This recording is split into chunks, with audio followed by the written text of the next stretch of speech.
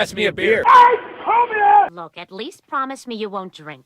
Alcohol always leads to trouble. Hey, who wants to play Drink the Beer? Right here. You win. All right, what do I win? Another beer. Just have a cup of coffee. Beer it is. Coffee? Beer. I'd kill for a beer. Cheap beer and a sympathetic ear. Step right up. What is up, everybody?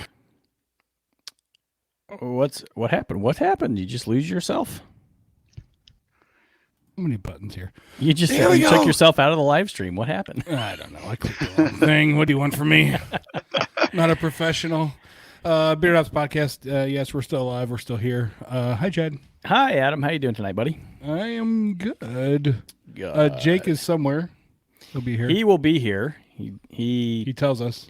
Texted us a few minutes ago and said 5 minutes. So the countdown is on, Mr. Jakey Snakey. Yes. Why don't you go ahead and introduce our guest here, sir? Tonight we have Josh Green from Badger State Brewing in Green Bay, Wisconsin. How you doing, Josh? I'm doing well. How are you guys doing? Doing fantastic. Good. Awesome. Fantastical. So before we get started, I always like to go around the room here and see what everybody's drinking. I will start. I have a Breckenridge Brewery Hop Peak IPA. So hot. And I'm kind of doing a little bit of bourbon IPA thing here. So I'm doing a little chase with little bourbon, Jim Beam bourbon, chasing with the IPA. All right. I am doing. What are you drinking, Adam? I just happened to find this in the back of my fridge. I had no idea where it came from. I blame my wife. This is, can't read too dark, North Coast Brewing Company, the Belgium-style Abbey Ale called Brother Thelonious. It's a tribute to jazz. I guess proceeds of this go to jazz education. So I'm assuming it's after Thelonious Monk, which is really good. So it's very good.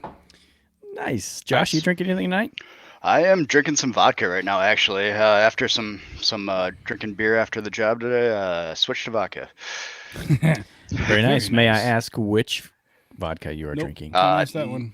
New Amsterdam. Okay. So kind of middle of the road, but for the price, not bad. Yeah.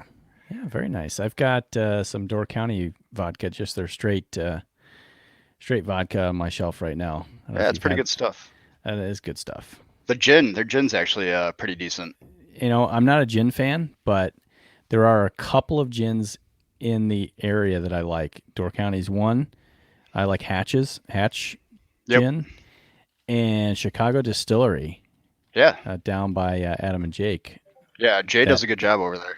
Oh, that one surprised me. I had always like that one other brand that I can't think of right now. But yeah, when we had it, I was like, holy shit, that's really good. Their Blind Tiger's good too. I haven't had that one. Is that I've bourbon? not had that one. That's bourbon, yeah. Yeah, it's bourbon. That's a really good one too. So yeah, nice. All right. Yeah. Well, enough of that. Yeah, enough of that booze talk. We did have him on though from Chicago Distilling. He was on one of our shows. He was a really interesting guy. So yeah, nice. Yeah, yeah. It's been our one offshoot from beer, along the way here. But that was a great show. I really enjoyed it. Yeah, he's been doing some cool stuff down there. That's one of the few distilleries I've been to down in Chicago. So nice. Enjoyed it a lot. I've been by it several times when I go to Revolution. Yeah. But I've actually never gone in. We need to go. So nice. Yeah, he gave us a little tour and back, and the setup's great. Yeah. Cool. I'd love to get down there. Hey, Rod J, what's up? Thanks for joining us, Rod. Yeah. Cheers, Rod. So, Josh, why don't you tell us a little bit about yourself? Yeah. What who you are do, you and how you got there. Yeah, absolutely. Who the hell are you? So currently I am the brewer / director of the pilot program at Badger State Brewing. I've only been at Badger for about 3 months now, but getting their pilot system up and running, their pilot system, or our pilot system, is a 7-barrel. So I don't know if you could really classify it as a pilot system, but it works well for us. We actually brewed our first batch on it yesterday, so it was nice to get it up and running. We were doing a 1-barrel Sabco system prior, and that worked well, but just wanted something that we could have a little bit more capacity for. So been there for 3 months. Prior to that, I was at Stone Arch Brewing in Appleton, Wisconsin. Oh yeah. I was the head brewer there for about a year. Yeah, so That's my vanilla stout's my favorite. Still my favorite stout. nice. Yeah, we did good job there. It was nice. So I live in Green Bay, and Stone Arch is in Appleton, obviously. So it was nice getting one of the factors of me coming back was the drive. So Get a little more local.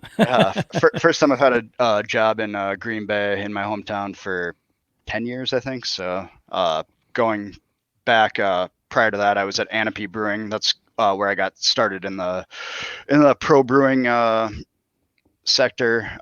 Started there in early 2015 as an assistant brewer. The owner, Nick Calloway, got me started and taught me everything I know starting out, and owe him a lot with that for taking a chance on me, but got me going in the industry, and was out there for 3 years. So Very cool. And Anapee is in Algoma, Wisconsin. Yep. Correct. Yep. Yeah. So what got you just into brewing? What got you in, even to take that first step to do brewing to begin with? For sure. I homebrewed a little bit prior, but just had a big passion in beer in general. So my first foray into craft beer, which was actually just imported stuff, was the Belgians, triples and stuff like that. From had a friend who had traveled out there and brought a bunch of stuff back. So Chimay and Duvel and all that stuff. Really kind of gave me an appreciation for it, and then I started venturing into some other stuff. Titletown Brewing, actually, in Green Bay, kind of got me into IPAs for the first time. At the time it was Hoposaurus Rex, but they had to change it to Green 19 now. So that kind of gave me my first foray into IPAs, and everything kind of grew from there, and just started loving everything. So Everything. I like that. Green 19 is my favorite IPA, just for like an everyday IPA. My license plate is for 2 reasons: for Green 19 for the IPA, but also because Aaron Rodgers cadence. But yeah, that's a great beer over at Titletown. It is. What? What were you gonna say? No, nothing. Go ahead. Before you got into craft beer, what were you drinking? Were you a booze guy? Were you into like Bud Lights, Coors Lights? Kind of a lot of Pabst. Oh yeah, Yeah. It's still a Wisconsin beer, so. So the bar we hung out at shortly after I was 21 had Pabst bottles for $1.50 every day. Nice. Shout out to the speakeasy that's no longer there, unfortunately. But $1.50 Pabst every day, and drank a lot of those. And then there was a martini bar across the street, so we changed it up with some dirty martinis every once in a while. Nice. Adam and I went to the Pabst. What was it? The tap room. Whatever they call that in Milwaukee. Yeah. I don't remember exactly what they call it, but yeah, that was a cool place. We went got some fresh Pabst a few weeks ago. Nice. How was it? Good. Yeah, Good. Pabst is not a bad beer. No, I like it. Yeah. No, it's always good. Hey, Jake's here. Jakey. What's up, Jake? Hi, Jake. That confused look on his face. Sorry. means- That's a very, very confused look. It's never good when you think everything's on and then you hear nothing. So, apologies, gentlemen. I'm so sorry. I literally just walked in the door. I was racing home. That was awesome. That was the best way to bring you on. It was just like, It was like deer in the headlights. wasn't sure there was a seizure happening there or what was going on with you, kid. Actually, my face was like that quite a bit. Josh, thank you so much for joining. I apologize for being late. No worries. Thanks for having me. Yeah. The first thing he said is that bastard that emailed us, where the hell is he at? And he was quite upset. We calmed him down since, but he's fine now. I was furious. Yeah. We play in this in-house baseball little league with my son, and there's like these quasi travel teams that they try to slowly move the kids up with. So my son tried out for that. Everything was going great. And we had like a final little tryout tonight. and the guy that was supposed to coach the team quit. All right. Yeah, he just quit, and I knew all the kids because I've been coaching just the regular teams in this league for a while. So now I'm the coach, which is great. I mean, That's just it's what awesome. you need, man. That's yeah, just what but, you need. And so now I'm trying to run this tryout, and I'm just not prepared for that. And it was just I mean, we got it done, but oh man, what a day! So, Well, anyways, anyway, blah blah blah. What Have are you a drinking? beer. What are you Blah, blah, drinking? I have a beer ready. Let me grab it, and then we'll. Did you guys already do the intro? Yeah, we're live, man. Oh, jeez. Oh, all right, carry on. I'm gonna grab my beer. All right, we're gonna kick him out now. Jeez. The deer in headlights look, that is like a constant Jake look, though. I mean, every time you see, it's like, you don't even know if he's breathing half the time. That should be the thumbnail for this episode. I think I can make that happen. I like it. So you've been with Badger State now for 3 months. Yep. And you're the brewmaster? No. So I'm I run the pilot program there. The pilot program. Okay, that's right. Correct. Yeah. So So you get to have all the fun trying to make new stuff. Exactly. Yeah. That's Yeah. cool. So it's interesting sorry, go ahead. I was saying that our pilot system is a 7-barrel system, so it's as big as some other people's normal Absolutely. systems. Yeah. Yeah, I was just gonna say it's interesting you say that because where we're gonna go brew in a week and a half at Bridge Up, their entire brewery is a 5-barrel system. So you guys have 7 for just your pilot system. We do. And how often are you able to change up what it is you're brewing out of that 7-barrel system? We've got 2 fermenters at the moment, so every 2 beers every 2 weeks or so, 2.5 weeks. Yeah. We just started brewing on it, so yesterday was our first batch on it, and we're hoping to use it pretty frequently going forward. So hopefully we get some cool stuff out of it. It's nice having the ability to do that. So Now, do you take those beers from the pilot system and just put them in a tap room, and let people try them out, or is that an in-house thing where you guys drink it and see how you like it, or how's it work? a little bit of both. Obviously we want to test stuff out prior to releasing it to make sure it's up to snuff to us. But as soon as that happens, then it's out in the tap room, and we're working with some stuff. So hopefully we might get some stuff out to distro or can some things in small batches depending on how it goes. So we have a lot of different things that we can do with it. So we're fortunate when it comes to that.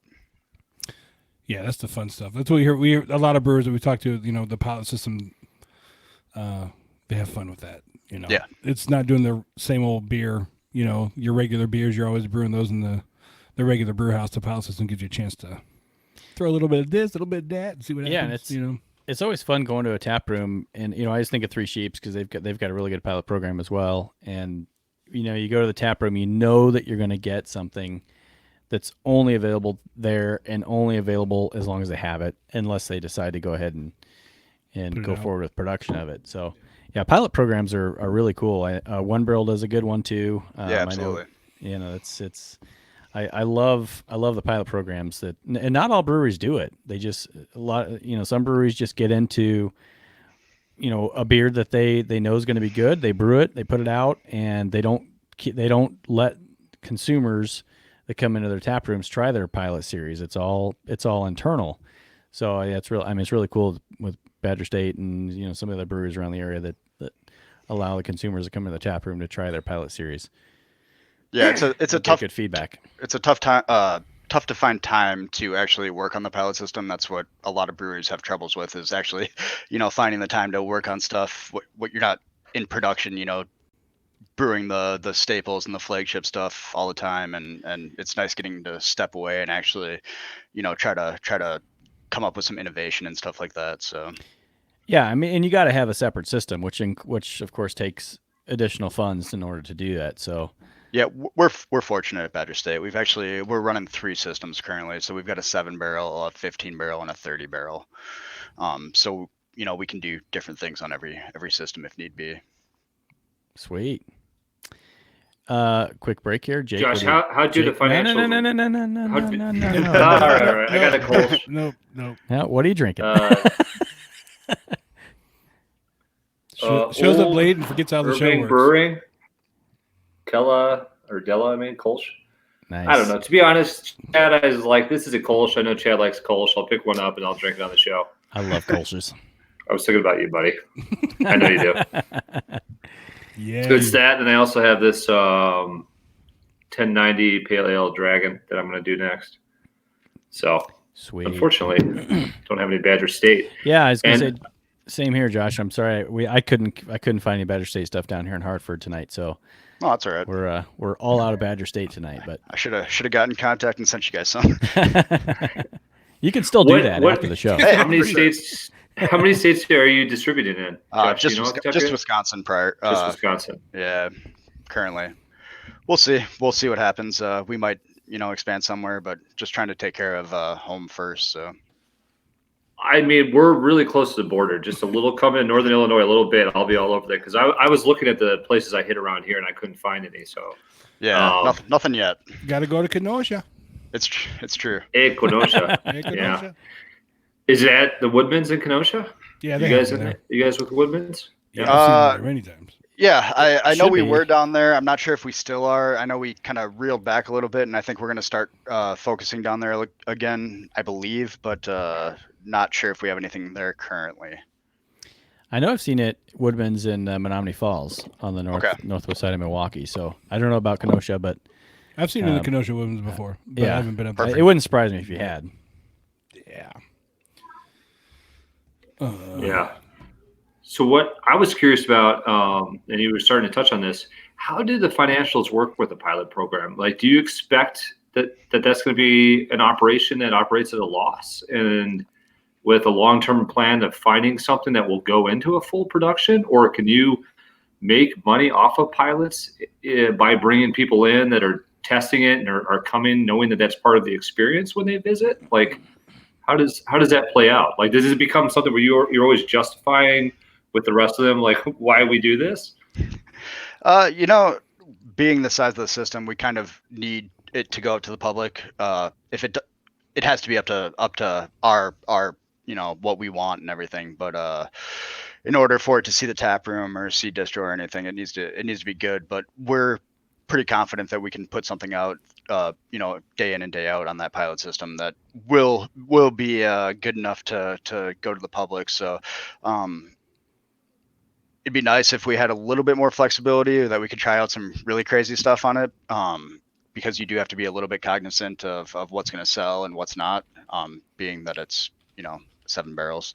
But there's still room for different things and innovation with that. So we've got a lot of confidence in ourselves that we can put out stuff on a pretty consistent basis to not have to worry about operating at a loss. So. How far out? Well, I just meant like the pilot program specifically, not the brewery. That's what I'm talking about. Yeah. I'm talking specifically from the pilot program standpoint. How far out are you planning these beers? Do you have like a secret whiteboard somewhere with all these ideas, or like a secret little book? If where he you guys tells you, he has to everything kill down? you. He can't tell you. It's true. No, I've got some stuff under my sleeve, and we've got some ideas as a brewery. We're a small team. We've only got 3 people in the production and portion of our brewery.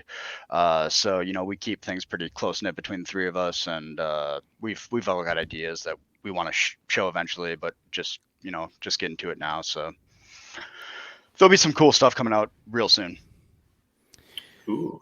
Give us a little rundown on the history of Badger State, if you can. Like when did Badger State start? So how big is the brewery, and that kind of stuff. Yeah, Badger State's going on 6 years. So the 6-year anniversary will be in November. So opened in 2013 by 3 guys, Sam, Andrew, and Michael. 3 friends from high school, and they were home brewing on their own and decided to make a go of it. So started the brewery, have been going since. They started with a 15 barrel system, which we still have and operate. along with, like I said, the 30 barrel and the 7 barrel. But distros, most of Wisconsin. There's still a couple corners here and there that we're not to yet, but we'll get there. Quite a few flagships. We've got a nice tap room, 24 beers on tap. We do guest taps as well as everything that we have on. So we're cutting back on the guest taps a little bit, which goes to some of the beers that we're trying to get on from the pilot system and everything. So it's nice that we actually get to fill up some of our tap lines with that sort of thing. We love bringing people in and on guest taps and doing that, but it's nice being able to have our own stuff on there too.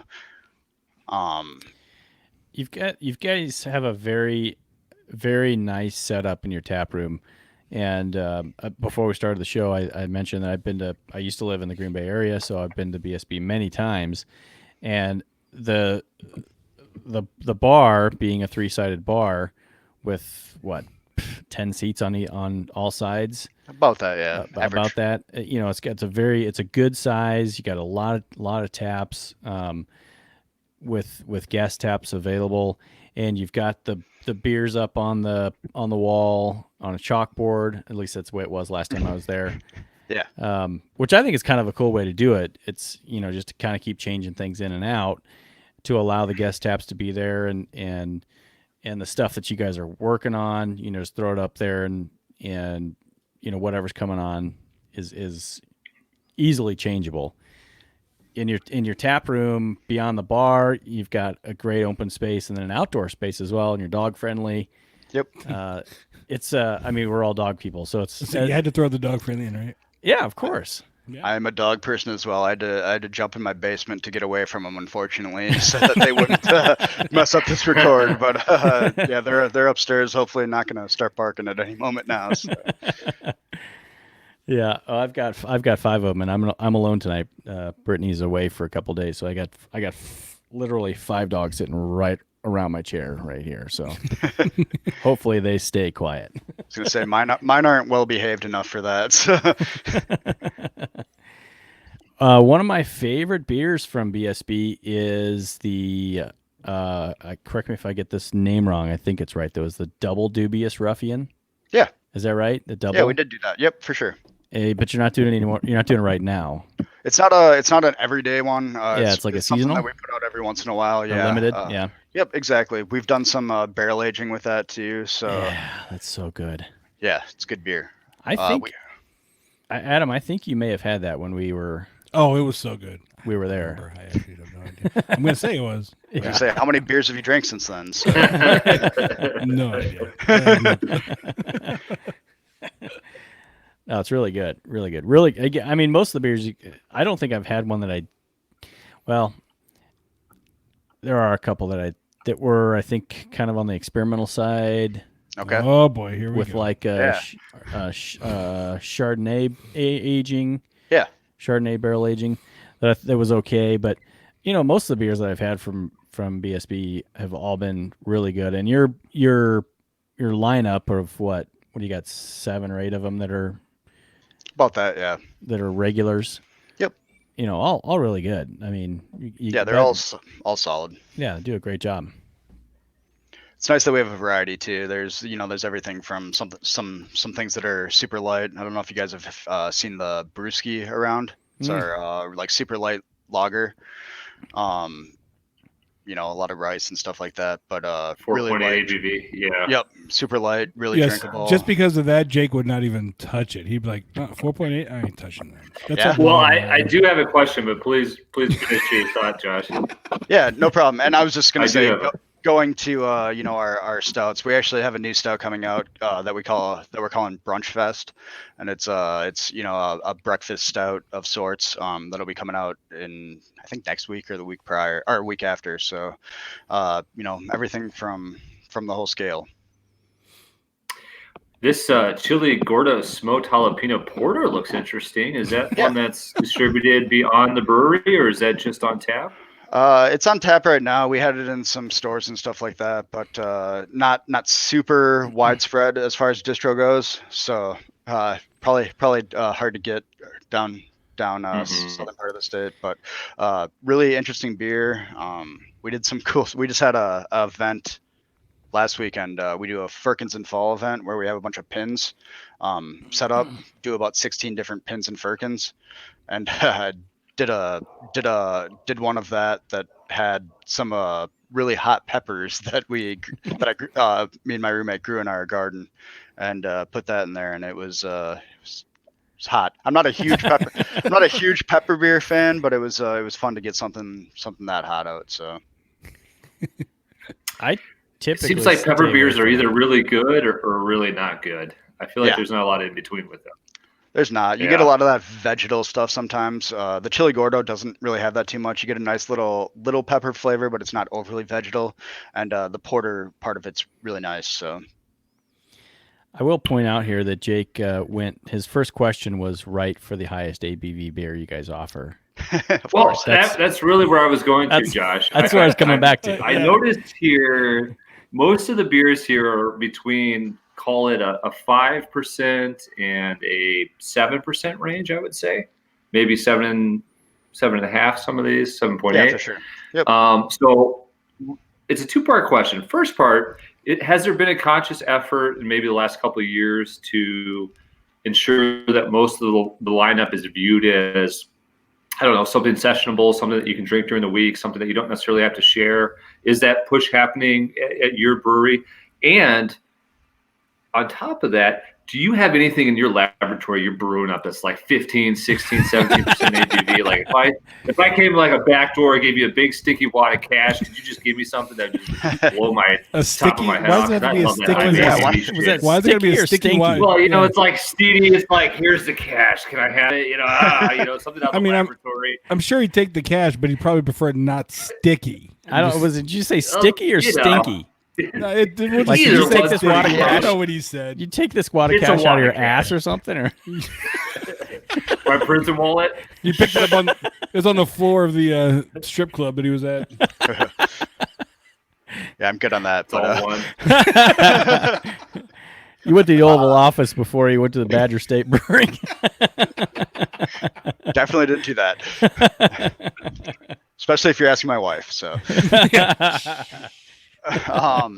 first part of the question, I don't know if we've necessarily made a super conscious effort to not do it, but it's always good if people can have a few of them rather than have to worry about having a 10-ounce pour and not drinking anymore. So it's something that we don't necessarily do on purpose, but it's not a bad thing to do. It'd be nice if we had a couple more things coming down we've got some stuff coming down the pike that will more satiate your sticky wads of cash. Very well put. Very well put.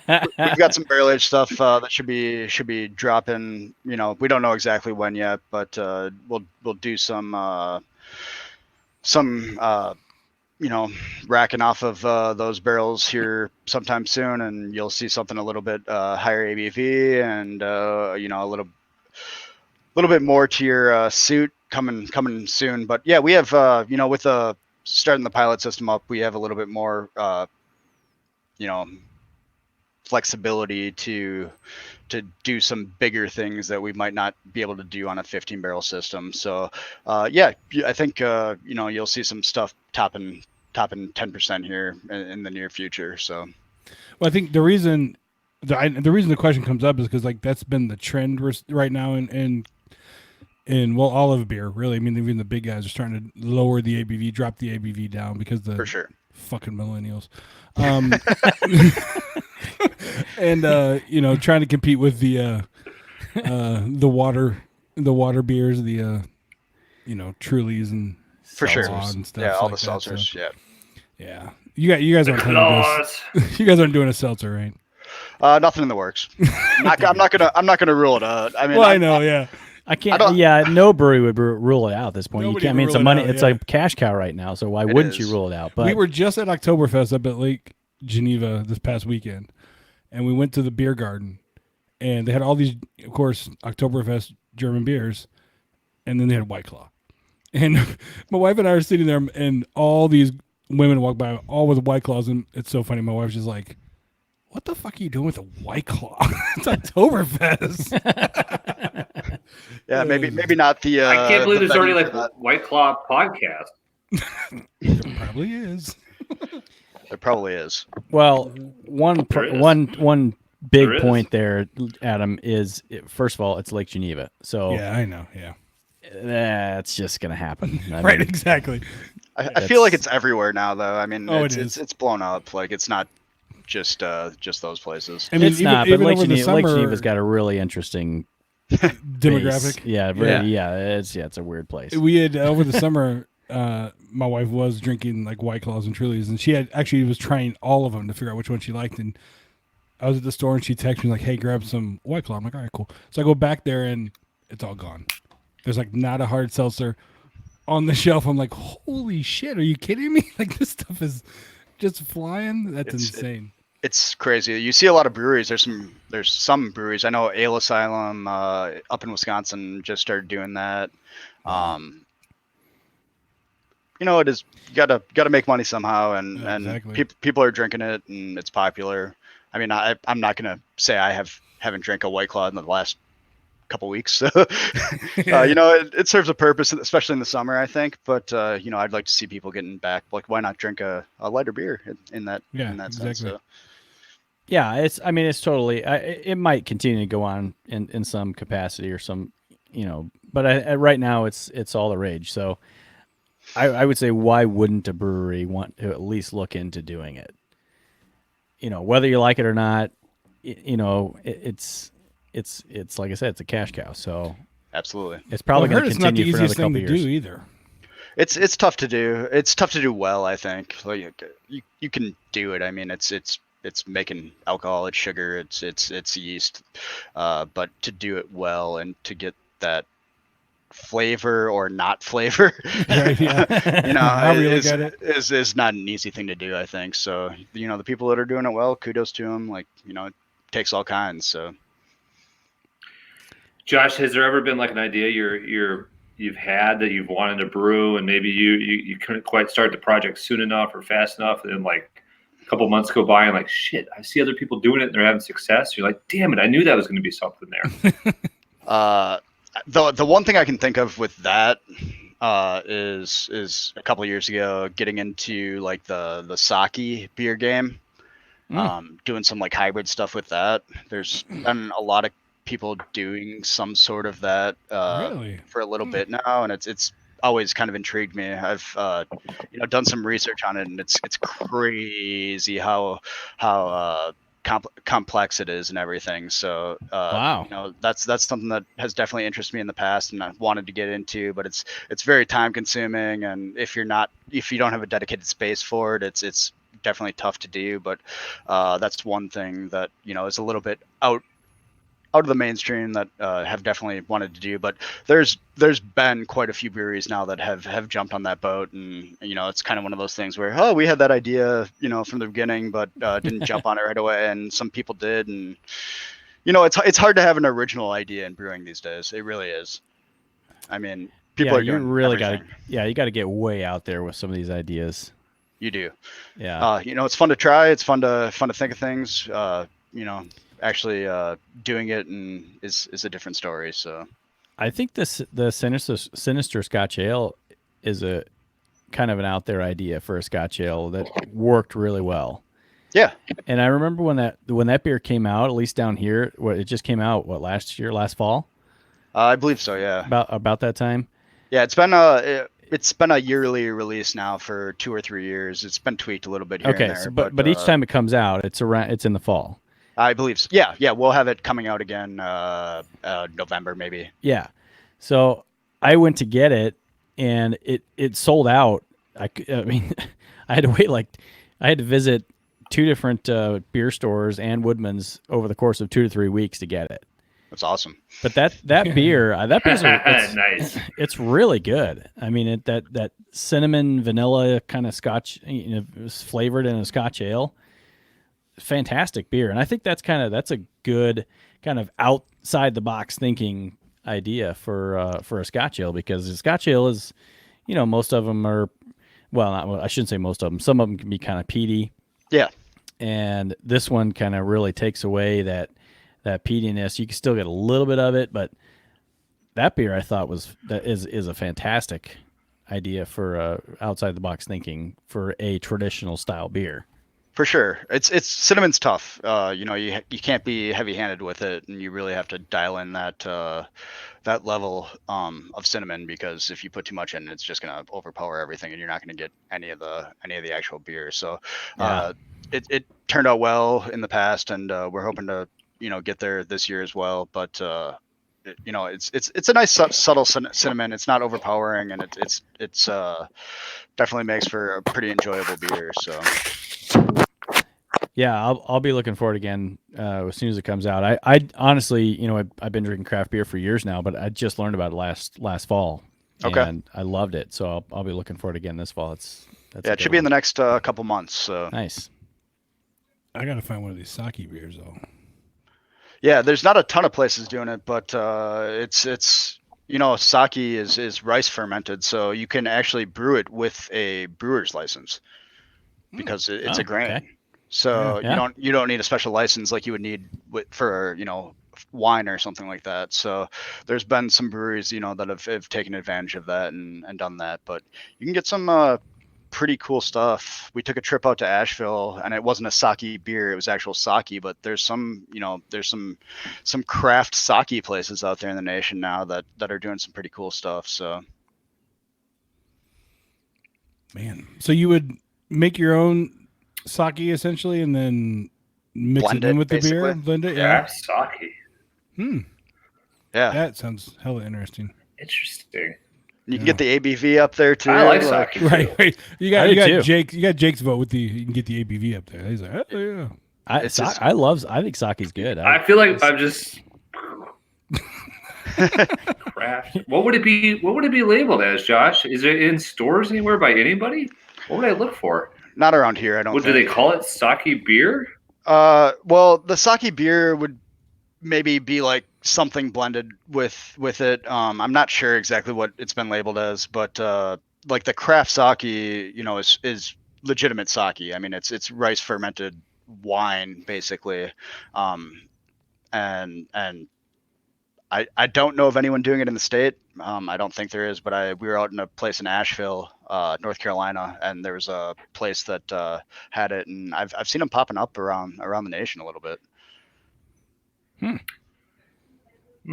It's a very sake, craft right? sake. Yeah, it's a very artisanal thing. Like you need to put a lot of love into that. Like it's a process. Yeah, it sounds a little bougie, but I want to drink it. It sounds good. Well, if anybody's bougie, it's you. So I fully admit it. oh my god, bougie. Josh has so we talked about like some ideas that you've kicked around that you've seen maybe gain some steam other places. Has there ever been a time where they've said, "Hey, we need you to brew this style of beer," or "This thing's really popular," and you've gone back to them? You're like, "No, this is a fad. This is going to pass. This is going to be one season and it's going to be gone. Trust me, we don't need to be doing this." Have you ever told your employer, "No, I won't do that"? I mean, that's kind of a Well, that's you kind know of what I mean. Just give it your expert opinion. Like, It's a loaded I don't question think this right is- there. Yeah. Play the Meatloaf song. Do anything for love, but I won't do that. Right. I haven't had anything too major come out as far as that goes. I'm pretty open to most styles. Like, I think everything's doable. You have to keep your mind open. I'm all about doing the classic styles and staying true to style and everything. But I think there's a place for everything. You get all the new heavily fruited, kettle sours and stuff like that. And some people look down on it, but I think there's a place for it. And talking about White Claw and stuff like that, I think that's an alternative for people to get into beer. Instead of drinking those, hard seltzers and stuff like that. Like, hey, we got this super fruity Berliner Weiss or something. I'm fine with that. That's how Brittany's gotten into beers recently. Is some of the sweeter styles. Specifically from New Glarus, they've got a raspberry tart that she just absolutely loves. Yeah, it's great. And it brought her to Spotted Cow, which, all of it, Spotted Cow's okay. But, for somebody coming into beer from wine, for basically the most part wine or like hard lemonades or, that kind of shit, she loved the raspberry tart. And then she tried the Spotted Cow. She's like, "Oh, this is actually really pretty good." So, it's kind of a gateway. Yeah, for sure. To get people into it. My wife is a big wine fan. She loves Sauvignon Blancs, and she's always had issues with beer. But recently, in like the last 2-3 years, she's gotten really into sour beers. Oh yeah. Which has been a really great gateway. So, I can actually share a sour beer with her and she'll like it. Whereas before, it's like, oh, I'm not trying that. So it's nice being able to go to some breweries now and actually have her, try some stuff if they have anything. And I think a lot of breweries are noticing that and brewing some more with that. So it's pretty cool to see. Yeah. I've moved on to a double two hearted. Oh, double two hearted. Yeah. That's up there. Adam, I haven't had one of those. What's that ABV? 11. 11? Where'd you pick that up at? I have to ask the wife. I have no idea. She picked it up somewhere. I had them a couple weeks ago. Trent, I remember. Trent brought me a couple of those. Is this your first taste right here, Adam? That was my second or third. Okay, what do you think of that? Because it's really hit or miss with people. I like the regular two hearted better. Okay. There's definitely a bite to it, but Yep. But I'm glad I had the Belgium style first, because this would have destroyed my taste buds to be able to drink this one. Definitely. It, so. Definitely. Because this Belgian style, that was damn good. That was really, really good. So, Jakey, what'd you open up there? Just keep going. It was this 1090 that's in it's close to us, Glenview, Illinois. It's their Dragon. Again, I'm just slowly climbing the ABV scale. Right. We'll get there. 4.8, now 6.1. Next one will be a 12. Now, Josh, I know it's not legal in Wisconsin, marijuana.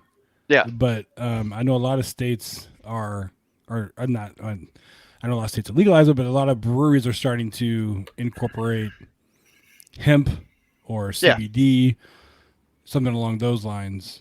Any plans for you guys doing that, or have you ever brewed with that at all? We haven't at the moment. Not saying we're not open to it or I'm not open to it. I don't want to speak for the other people at Badger State in that I'm open to it. There's been a couple breweries that have tried to do some CBD stuff around here. Some of them have had success. I think the local government shut down some of it. I think Pearl Street, and I don't know if I'm not 100% positive on this, but I thought I read somewhere that Pearl Street got kind of shut down on a CBD beer at one point. But I know Untitled Art out of Madison did a CBD Pilsner that they distributed pretty heavily. It turned out well. It's good. THC stuff as it becomes legal, who knows? Wisconsin. I know you guys in Illinois just legalized it, but for how progressive some of Wisconsin is, a lot of the majority of it's not super progressive, and I'm not sure if that's going to happen anytime soon. So when it does, who knows? But I'm just happy I'm only 50 miles from the Illinois border. I mean, we're surrounded by it at this point. I mean, I'm in Green Bay, and we're 50 minutes away from Upper Michigan too, which is just legalized it recreationally as well. So it's like, how do you not jump on board being surrounded by states? I'm surprised Minnesota hasn't yet either, but they will before Wisconsin, I'm sure. For sure. It's something that needs to happen. I know, in the beer industry, it's kind of a touchy subject because, you get big beer that has been lobbying a lot of money against it. Mm-hmm. And I think smaller craft breweries and stuff like that are more for it. And like, why not? I mean, it's revenue, it's taxes. Like, I just don't see the negative behind it at this point. Yeah. Well, I mean, when you're talking CBD, it's CBD is not. I mean, CBD you can get here now, no problem. It's. I think it's the problem with it is mixing it with alcohol is what they've had the issue with. But yeah, you can. I mean, we've got CBD stores all around here now, so as I'm sure you do as well. Mm-hmm. yeah. But my point is, even CBD mixing with alcohol shouldn't be that big of a deal. I mean, on THC, obviously, there's some gaps to fill there, but Yeah. it's just I don't understand the CBD mixing with alcohol. It just doesn't make sense why anybody is opposed to it. Yeah, especially when you can have like other drinks. You can have kombucha or water or whatever that's got it in it, and it's Yep. like, what's the difference? It's Yep. people just don't understand what it actually is and everything. So True story. not to get too political with that, but Oh, we know. yeah. I was at a bar in Chicago just this past week with it was a work thing, and when they were serving like their mixed drinks, their specialty house mixed drinks that they make, whatever. They said, "Oh, by the way, would you like a vial or whatever it was of CBD in your drink?" And I did not do it, but a couple people that were with did it, and they felt great afterwards. So Well, I don't know. Why did you not do it? I don't know. I felt like I wasn't. He felt like the if right it wasn't real weed, it wasn't worth it. That's what he thought. That's what I'm guessing. Or I was like, let me try this when I'm not with work people first, and then again, I knew what CBD was. I don't know. There's a coffee But it was something new. coffee shop in Lake Geneva that we went to. You could add a shot of CBD to your coffee for like 50 cents or whatever it was. Like, It was probably more expensive than that. I feel like people are taking advantage of that stuff. Carbon 4 was doing that with beer, I think, for a little while. I don't know if they still are, but they were doing that in the tap room with the oils and stuff like that. Dropping a couple of drops in. yeah. But it was like $3, I think, for Carbon 4 is pretty progressive as far as what they offer. It doesn't surprise me one bit that they were offering CBD shots. For sure. It's Madison. You're a little more open to do some things around there that you can't do in other parts of the state. Yep. You're right. I haven't done a brewery tour. I've been to, like I said, I've been to Badger State many times. I didn't do the brewery tour. What's the Josh? Have you? Oh, go ahead. He shows up late, just keeps interrupting people. What the hell? Do you have a more interesting question? He's got a than delay brewery on his tours. end, I think. Yeah, I'm thinking he's delayed. I do, but go ahead. No, go ahead. We're just laughing at the. He's gone. All right. So, what kind of does the Dispatcher State offer? Brewery tours? Do they do just a regular tour? Do they do any sort of technical, sort of in-depth, separate sort of tour? Mostly just a general tour. I think we do it on Saturdays, or by reservation. Like you can call up and we'll do a private tour for you or your group, and we can make it as technical as you want it. If we get a bunch of people who know a lot about beer and are interested, sure, we'll tell them all about it. If people are just looking to have a good time and learn a little bit more about beer, hey, we're open to that too. And Sweet. Drink some beers while you're doing it. I was gonna say, do you serve on tour? That's the main Absolutely. thing. Yeah. You have to, right? I mean, come on. We've got a separate pilot room that we have a walk-in cooler and some kegs tapped, and there's definitely some pours on the tour. So Nice. Jake, Okay, what's Jake, your turn, better Jake. question? It better be better. Nice. That sounds nice. Screw you guys.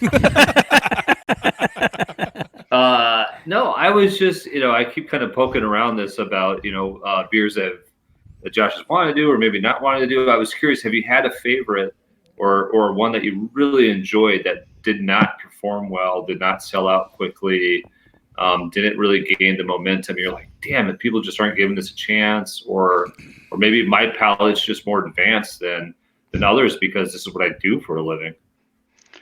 I haven't had too much of that personally. I had back a few years ago when people started doing like, hazy stuff, and we tried a tropical, like tropical pale ale, 0 IBU pale ale, with, what did I use? I think it was like Skyrocket, which was a hop that one of the hop growers in Wisconsin put out that was supposed to be super tropical flavor, and it turned out pretty well. But I used Brett Trois, Sac Trois now. That used to be classified as a Brett strain. That's now a Sac strain. That I thought came out with some pretty cool characteristics and everything. And it sold okay, but it wasn't great. I think people were kind of maybe confused by the style a little bit, which is understandable since it wasn't, a hard and fast style. We called it a 0 IBU pale ale, which, people don't really know what they're getting into, and I don't know if we did. I don't know if we did either. I don't know if I'd know what to think about that. Yeah, it turned out well though. It was a kind of a precursor to the hazies, or not a precursor because it was around the same time, but it was a hazy IPA without the haze for the most part. We didn't go super heavy with the dry hop, and just it was a nice light sessionable beer that had a nice dry hop profile. So, but that was the one that I can think of. You didn't have to pour any of it out, did you? Nope. No, we still sold. It was a 7-barrel batch, so I mean there wasn't too much of it, and it was fairly fast. So it, we sold through everything, and I've been fortunate, knock on wood, that haven't had too much bad luck as far as having to dump beer goes. So I'll take it. Knock on wood. I was gonna say, I was hoping that's not a precursor to anything, but been very fortunate in all the years that I've been a brewer. So homebrew stuff, on the other hand, prior to that, I'm not going to say I didn't dump anything. Oh yeah, yeah, I've dumped my fair share of homebrew, for sure. Do you still do any homebrewing now that you're doing it professionally? I did for a while. It just became too much. I think as hours progressed and brewing progressed, it just, I still help someone out if I have a friend that home brews and they want a little hand with something, and I'll go over and give my 2 cents and do that, and give my hand and have a couple beers and do that. But as far as doing it at home, my roommate did for a while, and I helped him out, but it's tough to do. I don't mind doing it. It's the cleaning. It's the cleaning on the without all the nice faucets and hoses and everything. Trying to do it on a home scale is like I don't know if I can do this the anymore. brush going and the hose. Yeah, like what you can take care of in 5 minutes at work takes an hour at home. Yeah, and I have all the chemical to do so and everything, and it's just it's still fun to do, but I don't miss it all that much. It's like bringing your work home with you. Who wants to do that? It is. Yeah. Yes. Does it happen though that are you now like that Hollywood director where people like shoving scripts under the stall? Like, do all your buddies at homebrew, they're like, hey, I know you're an expert, you gotta try this. Like, does that stuff happen? Like, what do you think? A little bit. You want the recipe? How much? Right. Not as much as you would think. I think home brewers and pro brewers get along pretty well, and I think home brewers are pretty confident in their skills. Actually, a lot of them, at least. You don't find too many home brewers that are think that they're doing a bad job, which is great. Like, it's nice to have the confidence, and a lot of them are putting out some really cool stuff. You're able to do a lot of stuff on a 5 gallon system that you just can't do on a pro system. So it's cool to see what some people are doing and taking advantage of with that. I mean, I throwing in like $3 of hops or $10 in hops rather than having to spend hundreds of dollars on the similar thing on a scaled up system is nice to be able to do. Sure. Especially with the hop hop market the way it is these days. So Now, did you find it hard? I mean, I don't know if you took any of like your homebrew recipes and tried to take them onto, the bigger scale, but did you find is it hard to take like that what you did on a 5-gallon and take it up to a 30 or a 30 barrel? Is that a tough thing to do? yeah, I think it is. Especially on a water chemistry side of things with that, like it's hard getting pHs down and that compared to a homebrew, like scaling up from a homebrew scale, it the numbers don't work out quite as easy as a grain bill or something, or a hop schedule or something like that. Getting those numbers on, whether you're adding gypsum or phosphoric or doing whatever that you need to do for the water chemistry, it's I'd say that's the biggest struggle, personally. But it's not an easy thing to do, scaling up grain bills either. It's you'd think it's just math, but it doesn't always work out that way. Yeah, And it's right. always it's funny to me to think that scaling up is harder because you'd think you'd have a larger margin of error when you scale up, but really you don't. I mean, it has to be basically a similar ratio, small scale, large scale. Otherwise it's not going to work out. Yeah, similar ratio, but yeah, your numbers get screwed up quite a bit when it comes to that water chemistry stuff, I feel like. So Yeah. I could be way off base there. I've just had some issues with it. Maybe it's just me personally. Maybe I just suck at the water thing. I don't know. Right? Yeah, who knows? That's what RO systems are for, right? Now, do you guys mainly get your grains and hops from Wisconsin, or do you try to, or is it too hard to do? We get a lot of our stuff from Breeze, I think, as a lot of places do in Wisconsin. So, Yeah. I'd say a majority, like a good majority of the stuff we get is from Breeze. We're fine with trying some other stuff too. We just did a batch with Proximity, malt out of Milwaukee that turned out well, and we're definitely open to trying some new stuff. But Breeze has treated us well, and that's what we go with for the most part. Now, how are the hops in Wisconsin? Somebody told us the hops were getting better. Hop producers in Wisconsin were getting better, but I it's think Central also Waters told us that. was that them? Yeah, but it was also hard to get the quantity needed year round. From Yeah, they were Wisconsin saying that growers. originally you had to go to like Madison, where some of those people in that university type area were doing some development of better hops, and also better what's the that you add the strains of I'm an idiot. My mind's blanking, but I agree. they said that right. they said it was getting easier and easier. No, like I don't know, whatever. Fuck you guys. Dude, it's a lie that's eating and pooping out the. Yeast? Yeah, they were saying they would go there for their yeast too, Madison and stuff. I don't know. Eating and pooping. you knew what I meant. I knew exactly what you meant when you knew said what I it, but meant. yes. I didn't. I was confused.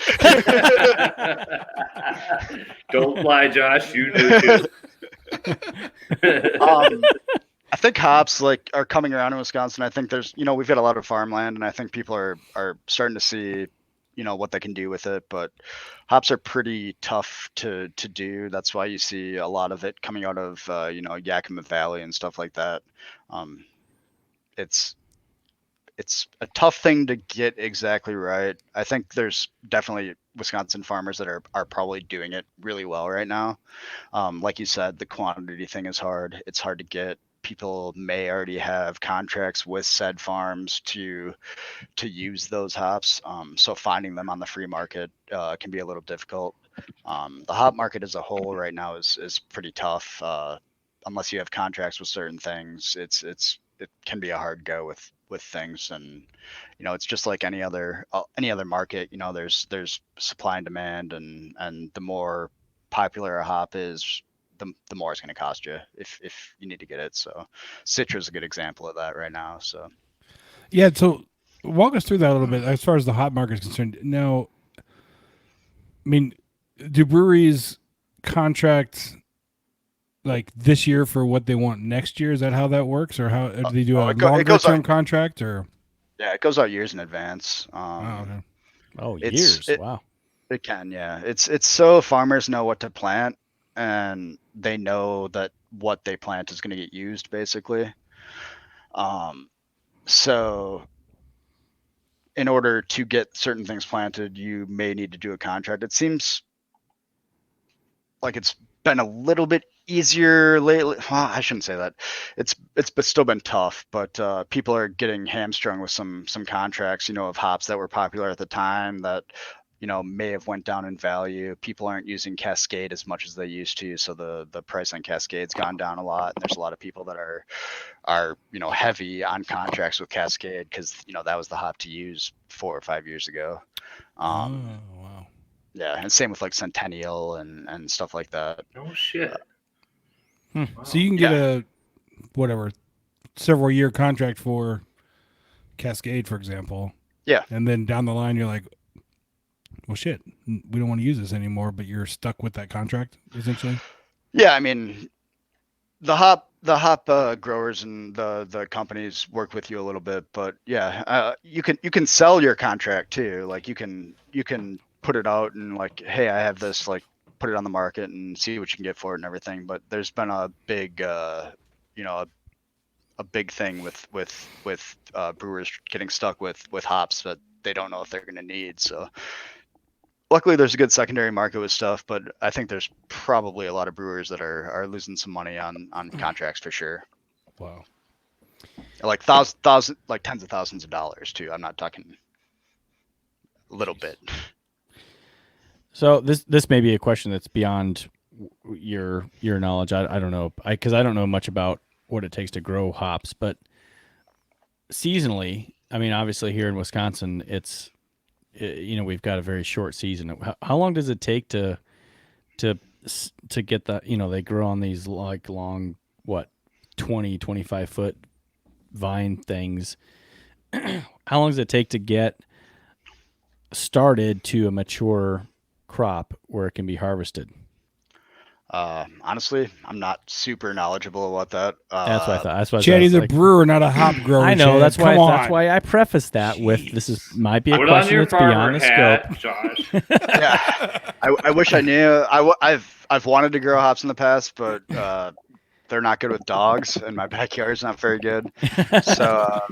Or not very big, so it's something that I thought, because I used to live in Little Swamico on the north side of Green Bay, and there's a guy about a mile north of where I lived who was growing his own hops on the side of his yard. Yep.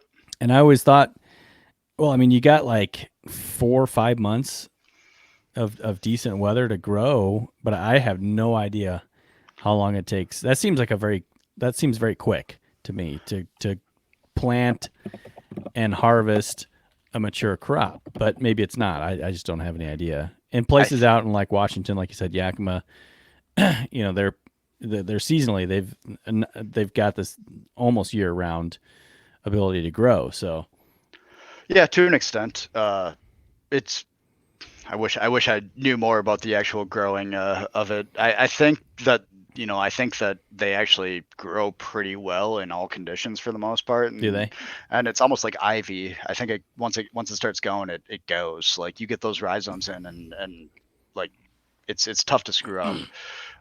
But getting the actual variety that you want and getting everything the way you want it. I think the big thing with hops too is the production of it. So like the breaking down, a lot of people use pellets. Actually getting into that, whole cone on a big scale is really tough to deal with. You throwing in 10 pounds of whole cone hops into your boil kettle, that's going to be a mess. Whereas you throw pellets in and it breaks down, you get it all in your true pile and you can deal with it. Whereas whole cone is really tough to deal with. So growing it on your own and not having a way to process it is a big step that a lot of hop growers I think have to deal with. And unless you're one of the big companies, you don't have those pelletizers and the way to process it like other places do. So but it's nice making fresh ales or fresh pale ales and stuff like that with fresh hops. But after you do one of them, you don't want to deal with a cleanup on that, every week. So Yeah, so Chad, I used our good old friend, the interwebs here, The great and googly moogly. yeah, I went to I did some googling here, and apparently, so again, let's say you plant in early spring, and Josh is definitely right. It just takes a moderate climate, so it's a pretty resistant, root that grows this vine. But something that's interesting here is it says it will be ready to harvest by late summer. However, the harvest in the first year may not be huge. In fact, it could be very small. Hops don't reach peak yield in their first year. Hmm. So you really have to get those planted, trim them back after the first harvest. And then when they come to spring, you trim them, I think it said to a couple feet again, and then you really let them go. And then you'll start getting a bigger yield year two moving forward. So if you're a producer of this, you can't just switch what you're making in a year. You got to switch a couple of years out at least. So the more you know. Well, that's interesting. Yeah. It's and Josh, I didn't mean to put you on the spot there about hops. Oh, no worries. It's not something I really expected you to know a ton about, but yeah, I was actually pretty familiar with what he just said, but I wasn't 100% sure on it. So I was like, I don't know if I want to throw that out there. And I'm pretty sure it takes, a couple years to get it going. But yeah.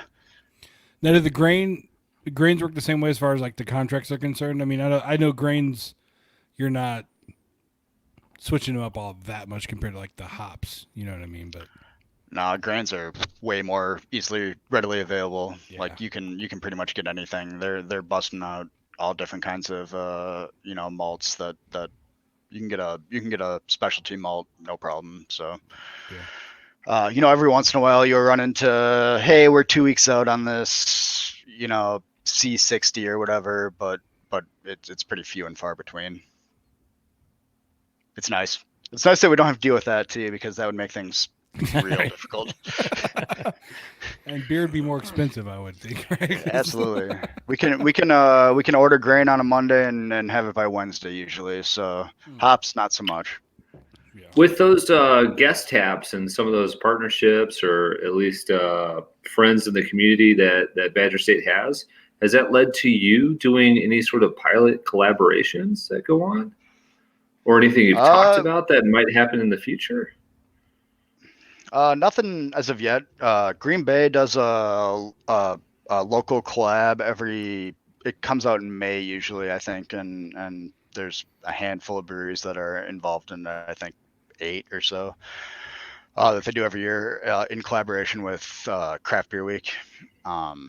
So I think they've done it the last, I want to say 4 or 5 years. All the breweries have come together and done a collab for Craft Beer Week. Can it, keg it, distribute it.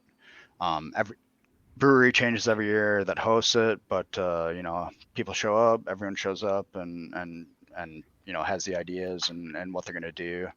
I think last year they did a key lime goza.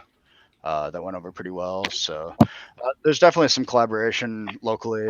We haven't talked about anything on the pilot system yet because it's a pretty new program in its form. I've only been on board for about 3 months to head the program. So we've been kind of, getting things going, and I foresee some of that in the future. But as of right now, there hasn't been a whole lot of talk of it. Just trying to get things running. All right. Cool. Cool.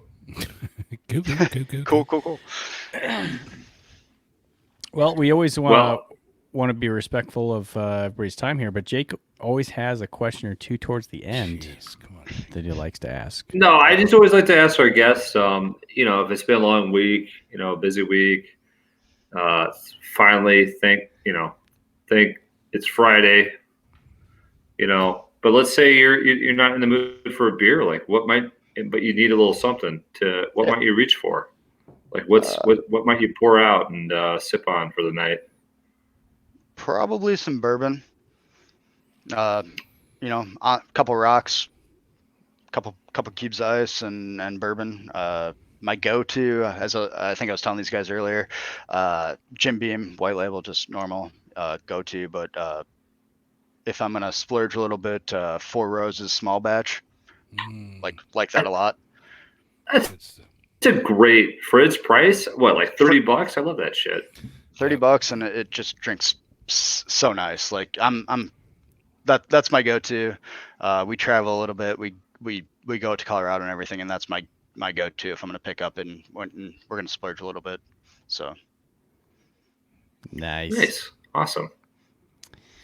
Four Roses. it's I don't it's know, my I'm thinking favorite. about- It's so good. Yeah, It is absolutely. good. It is good. Well, Josh, where can people find Badger State Brewing, either on the interwebs or socials, whatever you want to put out there?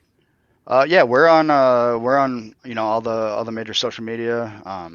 Put me on the spot with the actual names, but But you're out there on we're out there on Instagram, Facebook, and everything, and our media person does a really good job with all that stuff. So Yeah. we're definitely out there. We do events all the time. We've got some really cool innovative events that we do. We've got a block party every year that we do in the summer. Not sure if you guys have seen anything about that, but we've got some national acts that come out in one day in the summer and put on a nice concert, and everyone drinks some beer and sits out in the sun, and we've got food trucks, and it's great. So I'd say that's definitely something to check out if you're ever up in Green Bay. I think we usually do it in June. June, I believe. But yeah, the block party's been running it'll be our 4th year this next coming year, and just a great time. Sweet. Nice. Sweet. Yeah. All right. Well, thanks for coming on, Josh. It was interesting talking to you about Badger State Brewing and some of your history in the brewing world and your lack of knowledge on hops. Dick. Right? Chad's having a complete brain fart there. We're like, what is happening, dude?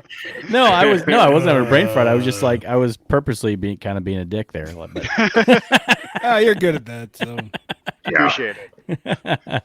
no, we Thanks, always like to have fun with guests when I know they can take it. So Yeah, absolutely. No, I appreciate you guys having me on, and I'll try to get you guys some beer sometime soon. sweet. We've got some cool stuff coming out that I'll reach out for. So Awesome, sounds good. We'll stick around here for a few minutes after the outro. Yeah, and definitely let me know if you guys start distributing. Yeah, North Illinois, south corner of Wisconsin. I'll drive. for Fuck sure. yeah. Fuck you, Chad. All right, Let you go learn some hops. can I play the outro now, or you got more questions? No, roll that beautiful outro footage. I was curious what your best friends that anyone could have. We're the 3 best friends that anyone can have, and we're always gonna hang out.